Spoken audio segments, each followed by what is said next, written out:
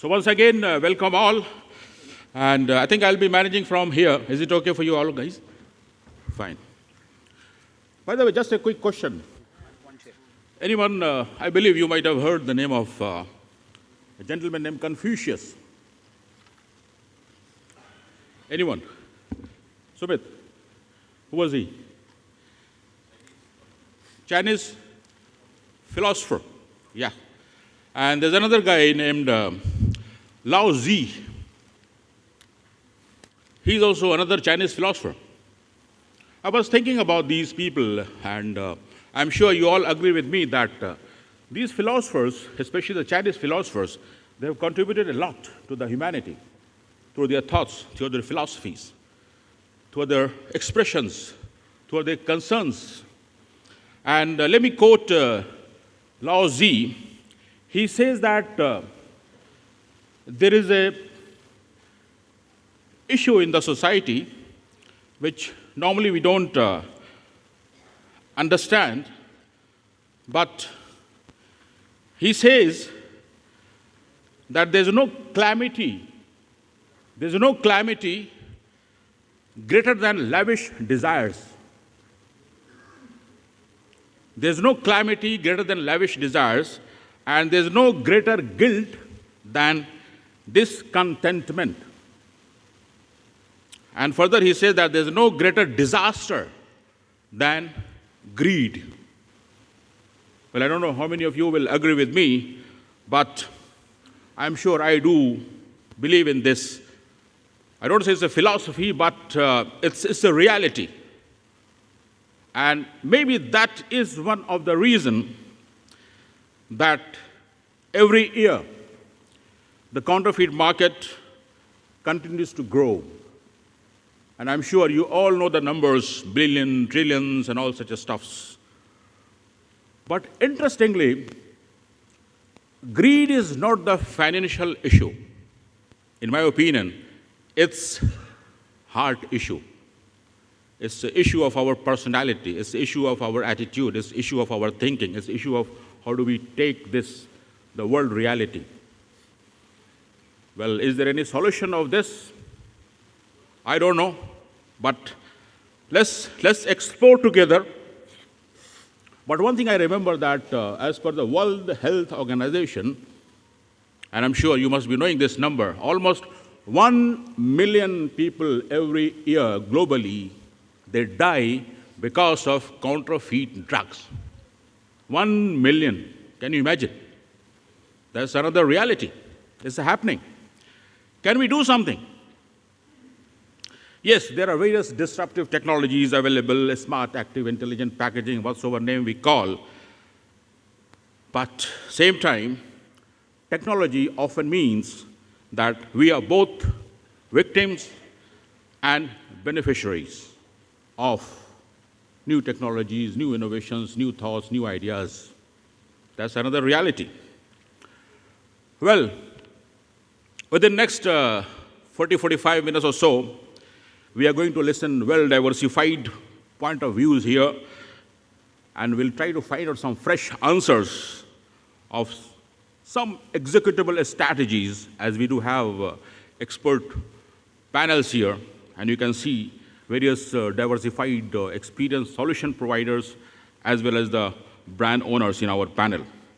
And they'll be covering the various aspects of complete value chain. So without any further ado, please help me again to welcome our esteemed panels with a big round of applause.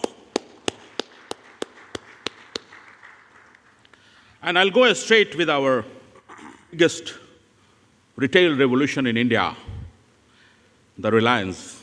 Welcome, Lalit. Amit. Amit KALE is a very famous personality in the packaging world. He is my colleague from Indian Institute of Packaging. So salute to you for all the contribution to the industry, Amit. The question is, serving more than 250 million consumers and nearly 3 million daily transactions, what strategy do you follow to protect your brand as a Reliance? Is mic working? Please check. Volunteers? Hello. It's working. Yeah, thanks, Kunen, for this introduction. And Kunen, of course, my brother, so he will always introduce me like this. So, yeah, we are the biggest retailers, and more importantly, we have our own brands as well, FMCG brands. Other than that, we also host a lot of other brands, like the likes of Hindustan Lever, P&G, or Pepsi, or Coca-Cola. All those are also, part of our retail chain because we are selling those brands. So, if you look at it, our main focus is, of course, we do not encourage any counterfeit in our stores. That is one part of it. But when you talk about brand protection for ourselves, it is very important that we create awareness among people and the buyer to understand what is the right brand or what is the most authentic brand and what is a fake brand. So a lot of awareness campaigns are run inside the store as well. And I think here what I need is really help from the government, because what we have seen is government is very keen on asking people not to do or do things like their personal choices. For example, if you see most of the movie theaters, they host like Akshay Kumar coming on a bicycle and asking someone not to buy cigarettes and use sanitary napkin instead. I don't think it's the right choice. But I think there what we need is more than a personal choice. I think government needs to promote or the understanding of an what is authentic and what is fake, the difference between that. Maybe if they ask the consumers to read the label or to understand the product better, I think that kind of support is required from the government. We are trying our best, but I think mostly we are not able to communicate to the buyer that what is right. Maybe putting a hologram or putting some authenticating indicators. That is only limited to the people who are educated enough to understand that. But our consumers are not only educated, they are also uneducated, rural background, who do not understand these things. So I think that kind of awareness campaign we need to run, where we go to the grassroots level, maybe in film theaters, we make them understand how to identify what is real and what is fake. I think that is what is required at the moment to start with. Thank you, Amit. Thank you so much. And may I request all the audience also, please, if you have any question, if you have any thought, any ideas, please either you shout out or write on a paper, pass on to me so that we can address your concern also. Also, the suggestions are welcome. So please be open. And it reminds me that when parachute and mind works when it is open. So please be open and share the thoughts, ideas with us. Now going to Mr. Prashant Kumar Gupta, sir. He is a solution provider, and Sriram Veritech is since last 30 years, I believe, providing wonderful solutions to the industry. So thank you so much, sir, for all your contribution. The question coming to me, sir, that as per your ASPA and CRISIL, the organization, they say that almost 27% of consumers are unaware that the product was counterfeit at the time of purchase. So do you think these criminals are smartly using the technology? Or what's the reason, sir? Thank you. Okay, criminals are never smarter than the custodians. So the only thing which actually happens is when when you don't integrate the right kind of brand protection technologies, solutions, and at a scale which actually helps the consumer. Primarily, if you'll see, it is not about how you are protecting the brand alone.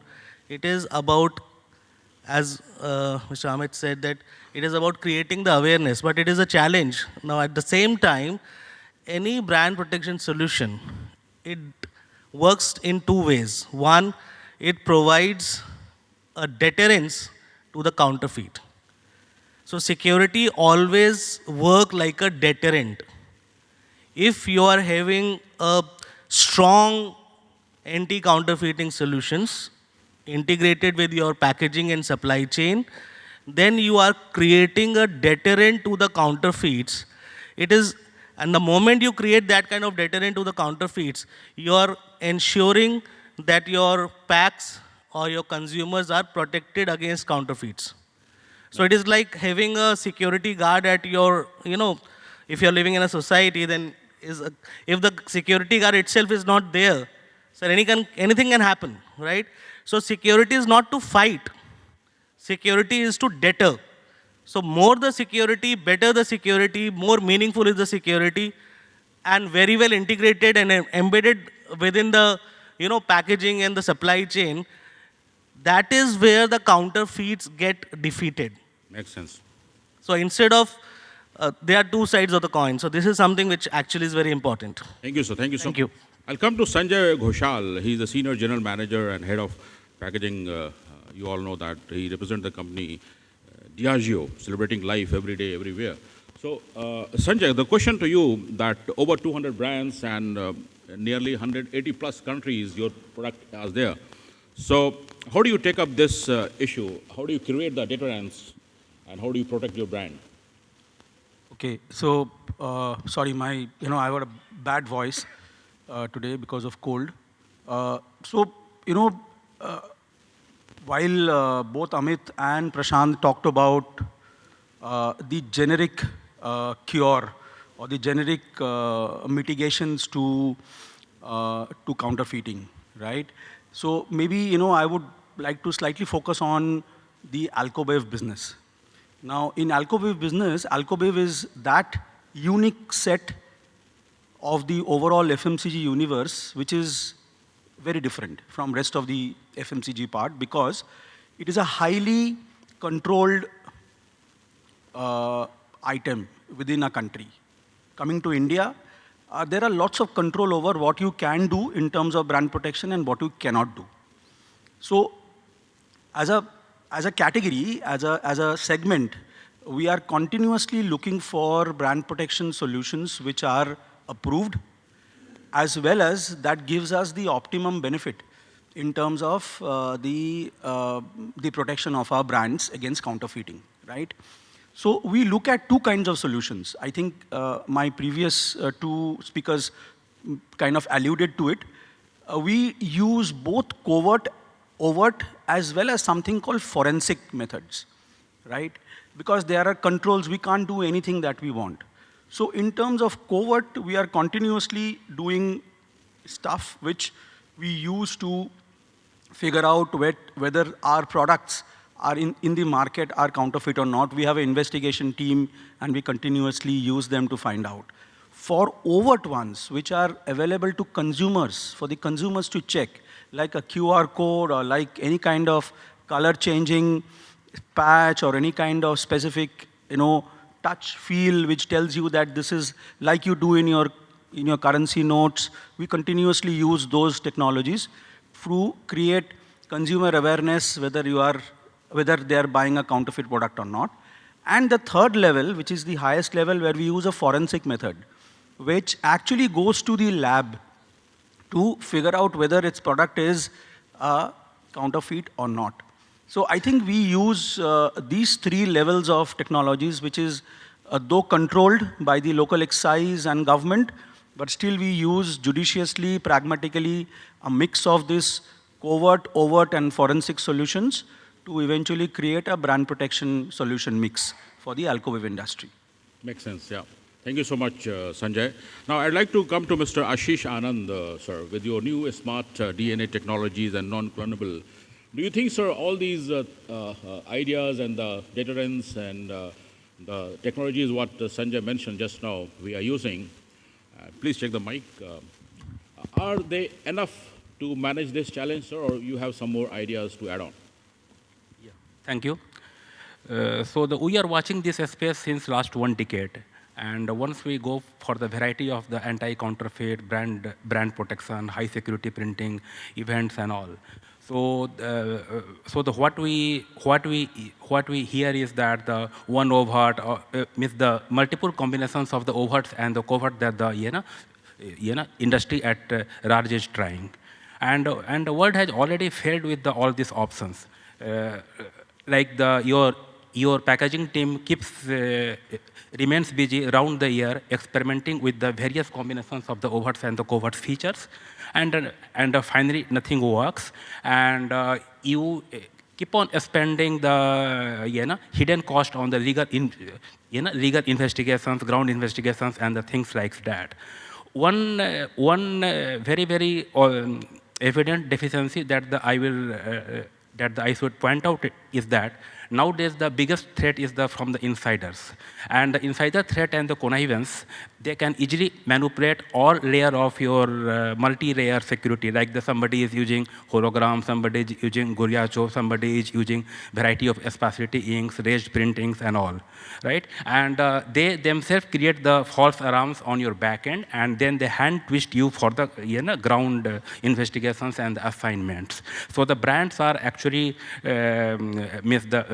I will like to say the word called blackmailed by their own supply chain partners, ground investigation agencies, and this keeps on going, and we keep on blaming the consumers that the consumer is not proactive in the joining our authentication ecosystem. But our market research shows that it's not about the consumer being apathetic. It's the consumer is completely demotivated. Same QR code comes original, same QR code comes suspect. So they just see as an public posturing, and they will never join your ecosystem. So please understand, this is the time of the empowerment and transparency, and the consumer is not going to be happy and satisfied if you just say something suspect and you do your investigation in the back end and all. Those kind of the time are gone. Yeah, thank you, Ashish. That is quite a valid point. With this, I would like to go to Mr. Tirthankar. He is a technical marketing leader and RFID solution at Avery Dennison. Thank you. Tirthankar, you listen to all our experts, the thoughts, the ideas, what exactly they are doing. Since you are RFID expert and Avery Dennison also has various other solutions, so what's your thought on that? Is RFID or something new is going to help the industry in protecting the brands? Thank you. I would like to start by saying that I think packaging is one of the segments where we're going to see a lot of changes in the future. We're already seeing this in North America and Europe, which are developed markets. And I'm happy to say that RFID is going to play a huge part in this revolution. Because in this digital age, we need to make sure that every physical asset has a digital identity, because we need to monitor the life cycle of that product, right? From a sustainability point of view, from a supply chain point of view, and productivity point of view, and also recalls if there are diseases or a bad batch of products in the system. So these are one of the interesting, I think packaging is where we're going to see multiple technologies. We have done a survey, and I think of all the technologies that we're looking into, RFID is the one which is going to enable what we call the digital trigger for the next revolution. And we are already seeing this in India to an extent. For example, a brand like Amrut, which is into whiskey manufacturing, they're already using RFID for their packaging for brand authentication as well as protection of their product. Just very recently, they had come out with a Fusion X Amrut limited edition bottles, which were all RFID enabled. So even if that is a collector's item and it goes for auction, you want to understand that's the authentic bottle.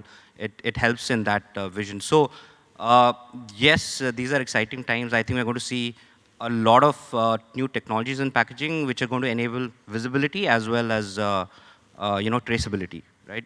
From again a sustainable point of view as well. Thank you so much. By the way, let us know what exactly is the new digital passport product of Avery Dennison. I mean, it's a fancy term, to be very frank. So it basically means that every asset is going to have a digital identity. For example, we have a customer, Adidas, right, on a platform called Atma.io, where each and every product has a digital identity. And actually, from a child labor perspective, we track where the production is happening, where is it sold. Also, if that item which is supposed to be sold in Europe, is it sold in Asia, then it's a counterfeit. So it's an identity created for every physical asset which is out there. And I think that is going to be the game changer, because if you want to trace the life cycle of a product, every physical item needs to have that digital identity to track it. So it's that revolution where everything's digitized to enhance visibility. So that's what that term basically means. Makes sense, makes sense. So any question, audience, any thought, any ideas? Raise your hand, shout out. Anyone? I think I'll just give a food for thought here. Go ahead. So when you talk about counterfeit, there are two kinds of counterfeit. One is, which is, one of my boss, he was a Britisher, and he came to me and he said, someone was trying to sell me today a watch, and he called it genuine fake. So he was using both the terms together, genuine, fake. So that is a product which will look like the original one, right? It will be ditto. It will be a twin brother. But the other kind of counterfeit is, which is like, for example, Bisleri. So it will be called Bisleri. It will look like Bisleri, but it will not call himself Bisleri. It will call itself Bisleri or Bisley or whatever, something like that. So these are the two kinds of counterfeit. One is look-alike and one is the genuine fake, kind of the first copy or the genuine fake.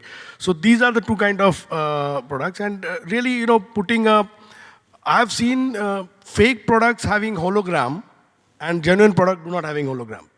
So if you try to promote hologram as the real authentic thing, then you are again at loss, because if your product is not having hologram but the fake product has, then consumer will tend to buy the fake as presuming it to be genuine. So I think that is very important to, when you sit on a desk and try to, as a packaging development guy, if you want to really develop and provide a solution, it should be such that it is easily identified by the consumer. Even putting yes, RFID is very good for traceability. I think what you mentioned is for, if something product is meant for Europe and sold in Asia, then they need a traceability. But for authentication of a genuine product, I think it is more important that we really sit together and understand consumer mentality and focus on consumer awareness. Because in fact, in my previous organization, we had a scheme. We were giving a scratch label, where you can actually scratch on the label. There was a mobile number mentioned, and you have to SMS the code on that mobile number, and you will get maybe 20 rupees or 25 rupees as a bonus, something like that. But it never worked. I'll tell you, this campaign was run for a year, and not a single SMS was received. So it was all waste. So I think we really have to connect with the consumer, understand the consumer behavior, and then decide on an authenticating methodology wherein you try to prove that your product is the genuine one. So I think that's the food for thought. Maybe. Thank you. Like, for example, this mic. This mic is genuine. I think this is fake. Huh? It's fake. Fake mic. Let's replace that. Let's take the question from... Sorry, Kaunain. Before question, I have just one thing to add to what he said, because we have lots of time, I guess. Hello. Questions. So, see, we talked about different kinds of solutions. You pick and choose depending on what you want to do with your consumers and depending what suits your segment. I think there's also one thing which is very important, which I think we very remotely kind of made mention of, but I think it's very important for us to remember that there's something called life cycle management of counterfeiting solutions. Because, see, the counterfeiters are always going to be smarter than the brand owners, because they are not operating in within any framework of compliance, right? They are far more flexible, they'll be far more smart, and perhaps that business is much bigger than the original business, which we don't know as of now. There's no actual factual count of that, but perhaps they're even bigger than us. So I think what is important is that we keep changing we keep moving from solution A to B, and we keep straddling that ladder and make it more and more difficult, because Prashant just spoke about something called deterrence, right? Can you prevent? Perhaps no. Can you completely mitigate? Perhaps no. What you can do is you can create degree of deterrence, degree of difficulty for the counterfeiter to actually catch up with you. So one of them is solution. The solution itself is more and more complex and difficult. Other is how you keep changing, so that by the time the counterfeiters catch up, you have moved on to a different solution. So life cycle management of anti-counterfeit solutions is very, very important. I think that should be kept in mind before you start designing your set of solutions. Makes sense. Thank you. Please give a big round of applause to Sanjay. I've got one thing to add. Yeah, sorry. Yeah, please go ahead, sir. Go ahead. No. Okay, sorry. So, see, as Sanjay and Amit said, I think there is a start when you fight it out or when you secure your brand. There is a start. The start happens when you design the solution correctly. The problem at most of the time brand faces, or anyone within the stakeholders they faces, that they find at the end of the day the solution is not working. It's just not working. So but if the solutions are available and they are commercialized and they are being used for years together, so it means it is something, it's working for someone, but it's not working for some others. So the first point, which actually is the beginning, is the designing a solution correctly. And that designing a solution should take care of present and future, at least some number of years, till you again upgrade or update that solution, as Sanjay said. Now, what counterfeiters does, they go after the lowest hanging fruit. Now, which all are the lowest hanging fruits? The brands or the packs which are unprotected. They are not having any kind of protection and they are big ones. So for them, they are the easy targets, sitting ducks. And that is how they, populate themselves, and that is where sometimes that Amit said, they put their fake hologram on the original and says, I am original. Because brands are also not doing enough. Sorry, but brands are also not doing enough to make sure that the deterrence is in place, so that if someone thinks about copying or counterfeiting the product, he or she has to put in extra efforts, which obviously at a low margin product or a fake product which will have a lesser margin and the scalability is also lower, he and she will actually, at one point they will leave that brand and move on to someone who's still the lowest hanging fruit in the market. That is how they work. So designing a solution where the identification, authentication and verification, yes, no doubt, all three elements have to be there. It's not only about overt, covert and forensic, but when you design a solution, then you have to take care of whether my solution can be identified, not making it obvious, but it has to be there, which can be identified by the consumer. Secondly, whether it can be authenticated. And third, whether this can be verified. So it is not obvious which will happen. You put QR codes, you put holograms, but how many of us actually checks it?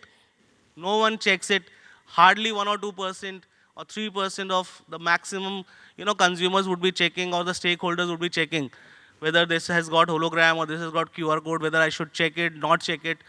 So it is something to do with the designing of a solution which should not get missed out.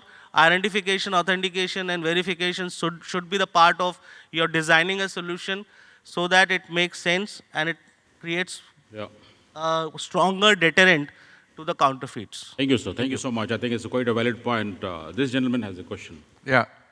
Rajesh Gera, packaging recycling consultant. Just wanted to know what are the anti-counterfeiting solutions available for thermoformed packages, bottles we are aware, which are commercially available and which can be used by the brand owners, irrespective of whatever is the packaging material being used. So what are those solutions for thermoformed packages?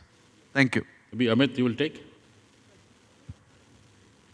So when you talk about thermoform packaging, there are, as a lot of them mentioned that, there are color indicators, or, if it is printed, then you can have printing solutions, or if you can put an hologram. But as I mentioned earlier, all these solutions are there, which to be used, but it has to be, awareness has to be created. For example, like just now mentioned that, changing the packaging continuously is also a good idea, because then the counterfeit finds it difficult to catch up. But I had this, experience. So I was buying this one particular medicine which I buy regularly, and they changed the packaging. When I went to buy it, I thought this is fake, because I was not aware they have changed. So that also happens. So very importantly, it is like not only for thermoforming, but for any packaging medium that is available. The communication is very important. Yes, RFID tag can be put, or maybe a color added, or anything can be done. Thanks. Yeah, awareness, well taken. But I just wanted to be very specifically wanted to know what are the those solutions which are being commercially used by the brand owners, so which can probably have more utility for the others. Thank you, Mr. When you adopt to a anti-counterfeiting solution, then there has to be a base fundamental material available for it. Now, in this case, thermoforming is something which we are talking about. So, how it can be protected at the end of the day? It can be protected when you make it tamper-proof. So, once you make this packing as a tamper-proof packing, then obviously this tamper-proof will have some media, and this media can be layered with multiple security features. It could be RFID, it could be a QR code, it could be OVDs. So basically, it is something to do with the tamper-proofing of the pack, so that if someone opens it, it should not be reused, and people should know that this comes with this, with this security. And because once it get populated on the shelves, and obviously people will, start relating to that kind of security. Thank you. Makes sense, Sanjay. See, in pharma, people use these features, brand protection features in the blister packs, right? So you have heard the name of company called Billcare, right? Billcare has this kind of solution where they actually put holographic films as part of your thermoforming film, which then used as part of the blister. So again, as Amit mentioned about lookalikes, right? While you cannot prevent those lookalikes, but at least you can create some degree of deterrence. And as Prashant mentioned, sorry. As Prashant mentioned that people, the counterfeiters go for the lowest hanging fruits. Maybe they'll leave aside the one which has some degree of deterrence to something which has got nothing. Thanks. Sanjay, any idea, some indication on what kind of percentage cost it increases the holographic film, like Billcare? They're reasonably more expensive than a regular PVDC coated film, and Billcare as it is more expensive. So it is expensive, but again, this is a very big debate, perhaps the biggest debate in the world, that what is the ROI of any anti-counterfeit solution. Right? That apart. Jiska koi answer shayad nahi hai, and it is perhaps not in this. Not for ROI, I generally wanted to. But it will be more expensive, certainly 30-40% more expensive, okay, if I'm not wrong. Yeah, thank you so much. Thank you so much. There's a question from the lady in the back. Yeah, first we'll go back. Give the mic to the lady. Please tell your name and the question. Hi, good morning all. I'm Roshali from Piramal Consumer Care. I have a question for Mr. Tirthankar. So currently I'm using RFIDs and NFC for the luxury and the big brands. What are your views on using RFIDs and NFCs for food and pharma products? And how cost efficient will that be? Great question, first of all. We see RFID implementation, if we see across the globe, right, it goes through phases. The first is always retail. So we look at the maturity of a region based on the adoption of RFID in retail space. Right? If you see US and Europe, the RFID penetration in retail is about 85 to 95%. Right? So that developed. So if you see in those markets, FDA has a requirement where some pharmaceutical products which are being exported from India are RFID enabled for traceability and for supply chain management, right? And also for their FDA requirements. So those are the developed markets where the pharma and food, for example, in Japan is one of the biggest market for RFID for food, because the RFID labels go on fresh food items which have an expiry, right? And when they take it off from the shelf, it goes to the microwave, they heat it and they eat it, right? So in developed markets, we are already seeing that RFID has a lot to play with respect to, monitoring food wastage, the health of the food, and the, I would say, freshness of these food items. In India, the story, I think, for RFID in pharma is already taking off. We have a few clients. But again, those are because of the compulsions of the export market requirements, not because they want to implement it internally because of the costing. But what we are seeing is that retail is a segment which is maturing, and quite a few top brands in India are heavily invested into RFID. The big e-commerce players are into RFID. And we are going to see that once the maturity in retail is done, then we're going to see a lot of that play in food, in pharma. Those are the two, I would say, big segments after retail. So it's going to take time in India, to be very frank. Probably we'll see more, because it needs to do with food wastage, consumer awareness, sustainability, and it's all clubbed together. Probably in another 3-4 years, we will see more active play of RFID in food, especially in food in India, for reducing wastage. Thank you so much. Give a big round of applause. Yeah, please go ahead, this lady. Hello, my name is Rajeshri Pardeshi from Glenmark Pharmaceutical. So I have a question here to all of you. For e-commerce, how do we avoid that anti-counterfeiting? Because majorly nowadays we are more glued to Amazon and the Flipkart, where it is found that the anti-counterfeiting is majorly happening there. So how should we avoid that?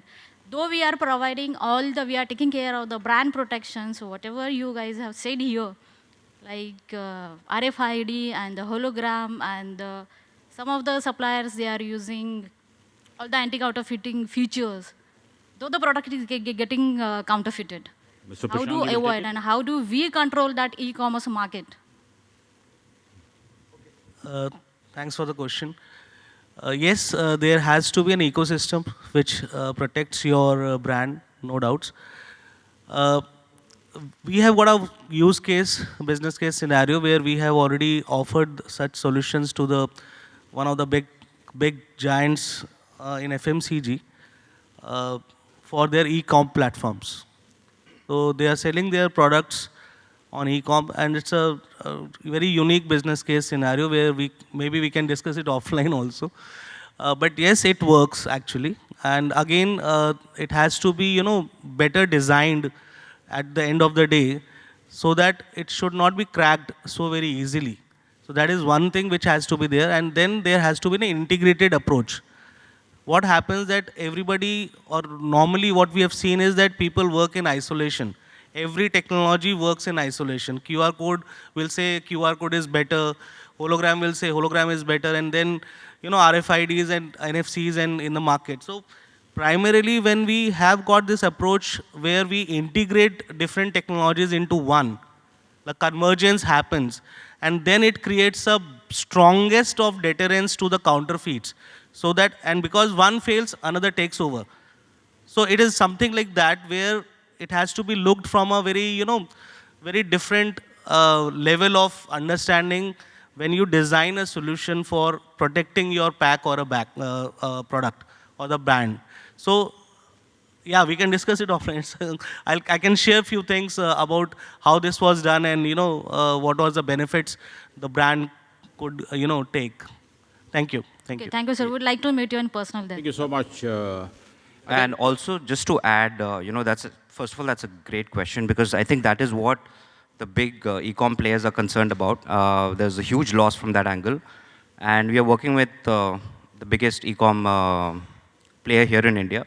So if you see certain products, and we implemented this last year with Myntra as a start-off brand, right? If you order products from Myntra right now, which are high ASP, it'll be coming with a tie tag, cable tie tag, along with a RFID tag. Okay, what happens is, and that RFID tag has a unique identification number, which is not clonable. So what people used to, before they used QR code, they used barcode, but again, those are again clonable, it's not 100% secure. Using the cable tie with RFID, even if somebody cuts off the cable and puts in a different RFID tag, the system will not pick it up. So it's a hardware plus a software play, right? And that is stored on the cloud. So by changing the RFID also, it's not going to work. That unique number is associated with the backend in the cloud. And for a very one of the big footwear brands, it was a huge problem where they were seeing that they were ordering that brand, but customers were returning it, and they were returning a fake product. So when that product was returned to this e-com website and they were delivering it back to the brand was saying that these are not our products. Now, an average delivery person who's delivering these products has no idea with respect to whether it's an authentic brand or not. Right? So what happens is at the time of return pickup, they will actually scan that tag and see if it's connected to their ecosystem and give the exact details, color, code, blah, blah, blah, blah. And if they cut it and put a different tag, it's not going to accept, and they're not going to accept the return. So to that extent, that particular brand was very happy with the solution which was implemented, where it reduced their, I would say, counterfeit returns from customers. Because what you see that normally people, when they buy clothing or footwear, they generally order 3-4 sizes, and then whatever's working, and they send back the rest, right? So this is something which we have tried out with Myntra, and it's very successful. Almost like 99% accuracy with respect to return products, and also returns management, which is another big pain point for these e-com websites. But the challenge here is we are into healthcare, and our target audience is all. So we don't have that particular area. It makes even better case for healthcare from a ROI aspect. We have a pharmaceutical company based out of South Korea called Hanmi Pharmaceuticals.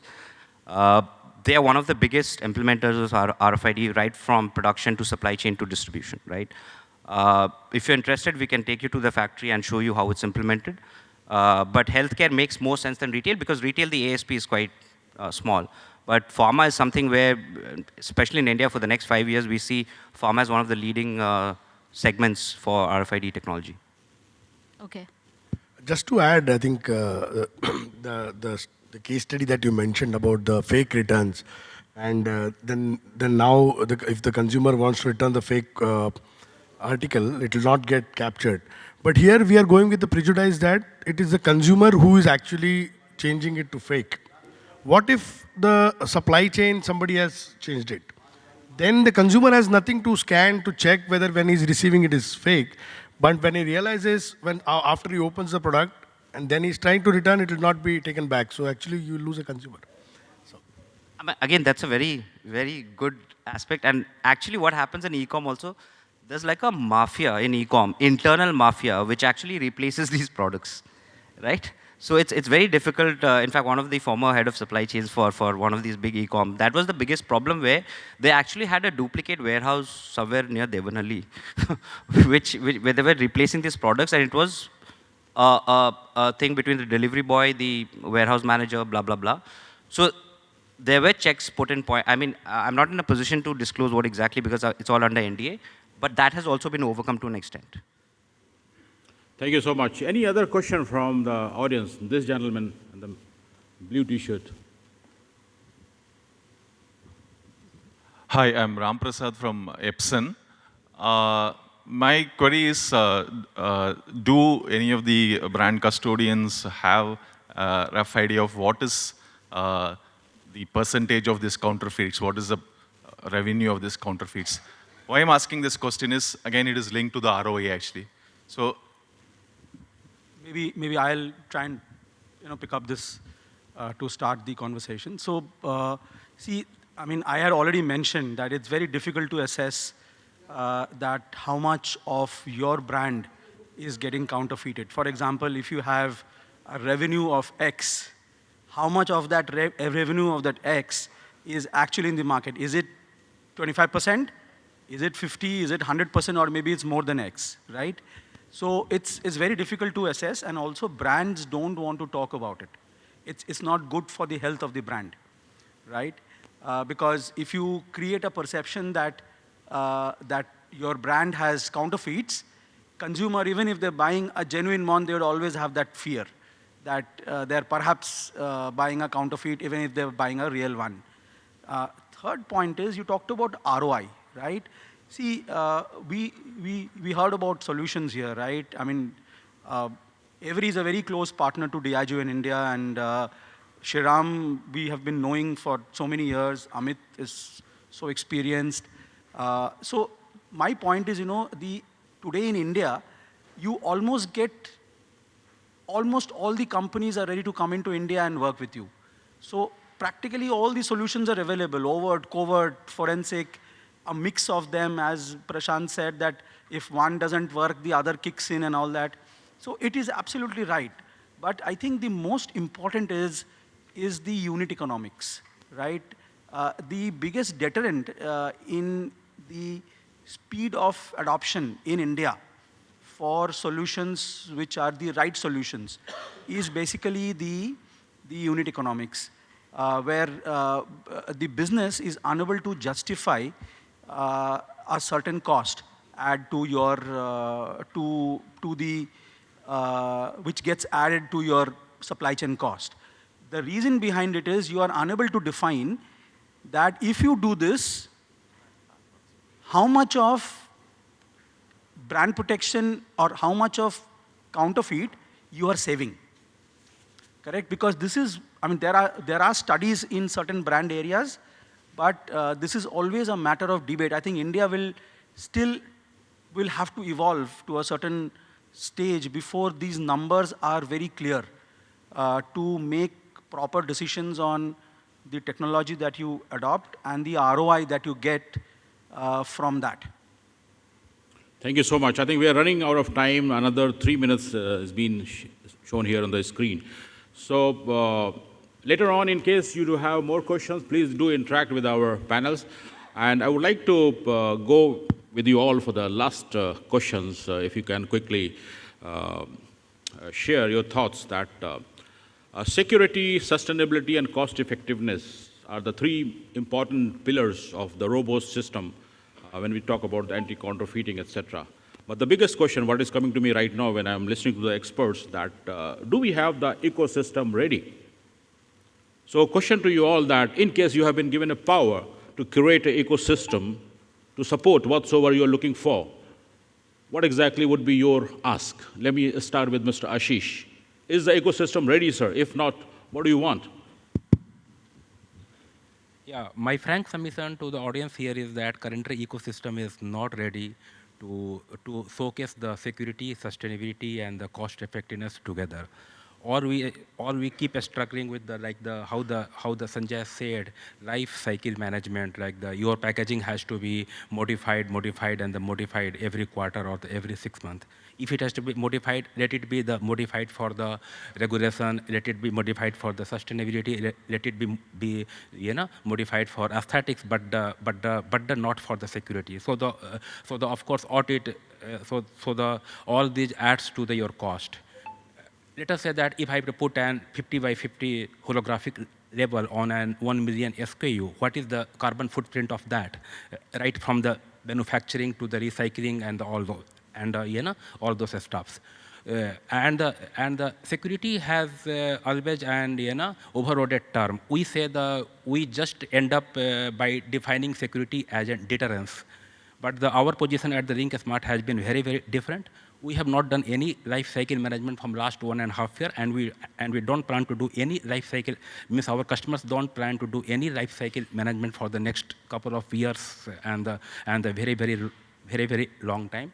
Our definition of the security is the performance liability.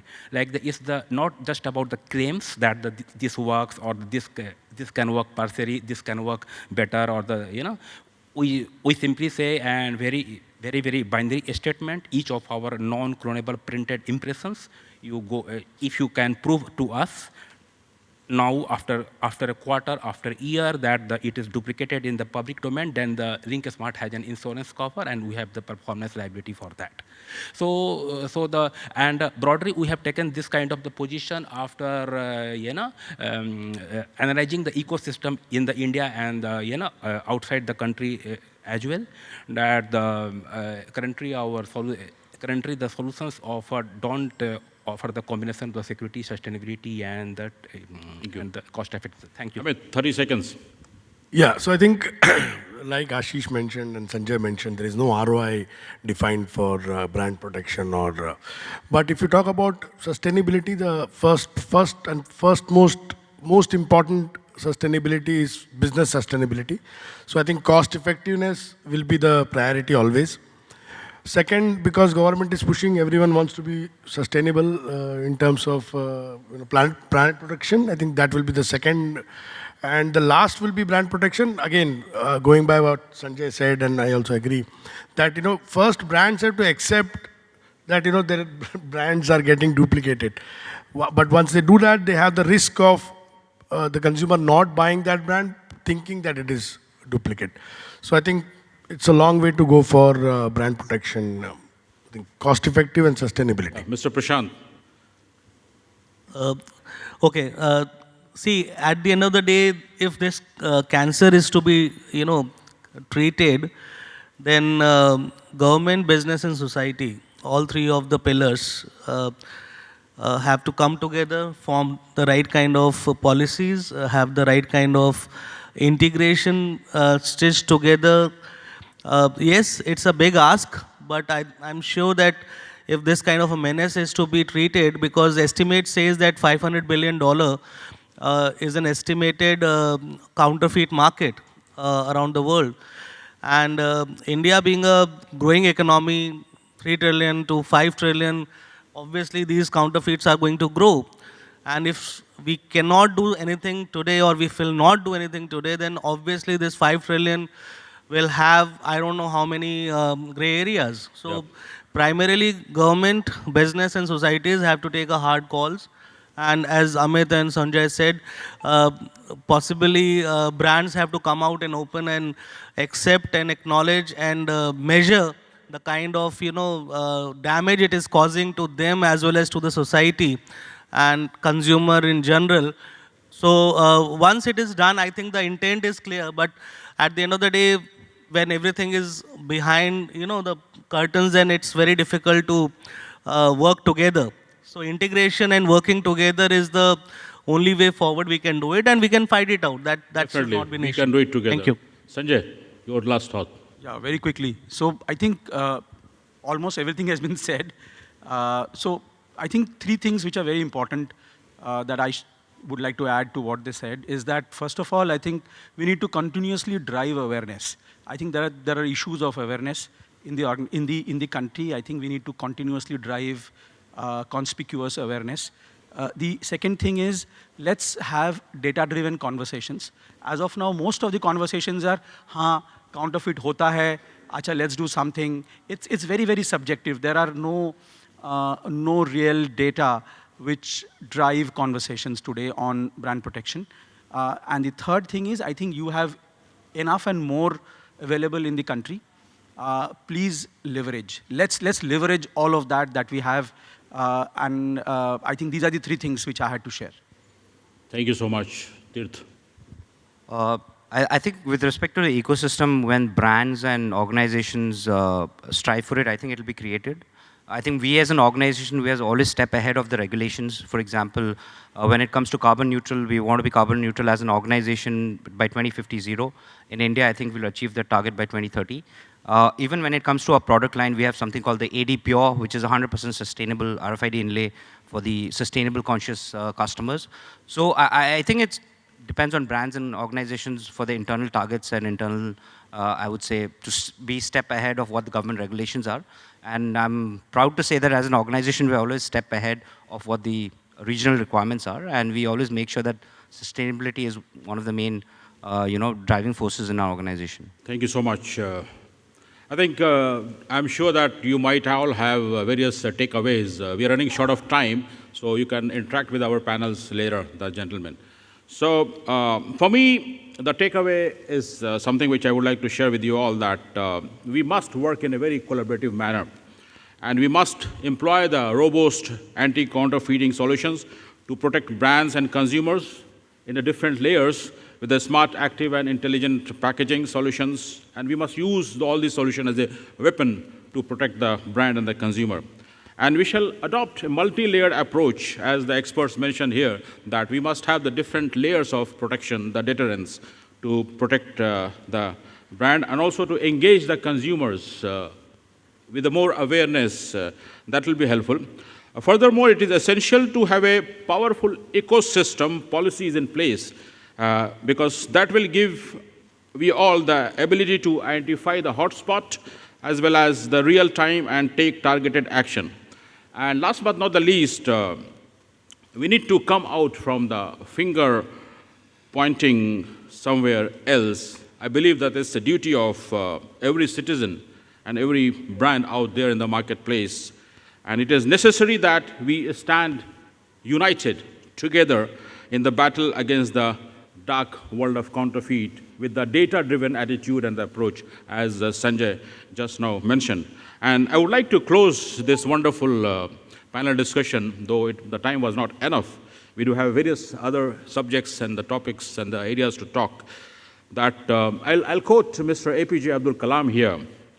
He says that the fight for corruption-free ethical society will have to be fought against the greed and replace it with what can I give attitude. Replace greed with give, the service, the serving. Well, as I started the conversation with Lao Zi, he said that the greatest disaster is greed. I don't know how can we solve this issue. It seems to be challenging, but we have to keep always ahead, as our experts mentioned, that be ahead in the curve. Keep on innovating, keep on finding what can be new, which counterfeiters, the criminals cannot copy so easily. And one of the solutions I was reading Mr. ASHISH, non-clonable. And also there's a company in France, they have come with some new ideas. Like as soon as someone try to take the picture of the code or whatsoever, they can locate the location of the gentleman wherever it's been happening. So we have to have a collaborative approach with what can I give attitude. And I believe that's the reason that this organization, this event has been organized. And I believe that we all people here with the full of goodness, and we go into the marketplace and do whatsoever we can do best to ensure that the brand is protected. And not only that, remember that every year, because of the counterfeit drugs, 1 million people, they die.